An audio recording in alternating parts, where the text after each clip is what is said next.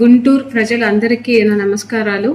మీ అందరికీ కూడా తెలుసు, సైక్లోన్ మాంటా ప్రభావం మన గుంటూరు జిల్లాకు ఉంది కాబట్టి రేపు ఎల్లుండి కూడా ఉంటుంది.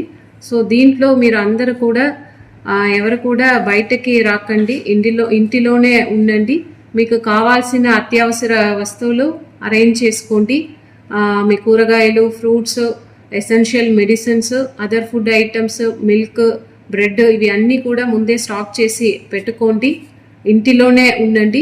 అదేవిధంగా బయట చెట్లు కింద ఓపెన్ స్పేసెస్లో ఉండకండి, ఎందుకంటే ఎక్కువ పిడుగులు కూడా పడతాయి.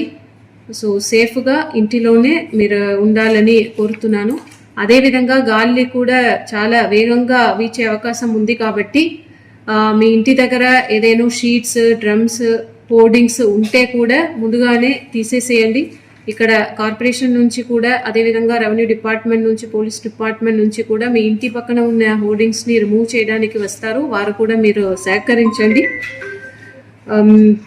ఎవరైతే టెంట్లో, టెంపరీ టెంట్స్లో, గుడిసెల్లో, కూడారాల్లో ఉన్న వారికి మేమే ఇక్కడ రిలీఫ్ సెంటర్స్ అరేంజ్ చేసి ఉన్నాము. రెవెన్యూ డిపార్ట్మెంట్ నుంచి, పోలీస్ డిపార్ట్మెంట్ నుంచి మీ దగ్గరికి వస్తారు మిమ్మల్ని షిఫ్ట్ చేయడానికి. ఇది ఒక ముందస్తు చర్యలు తీసుకుంటున్నాము.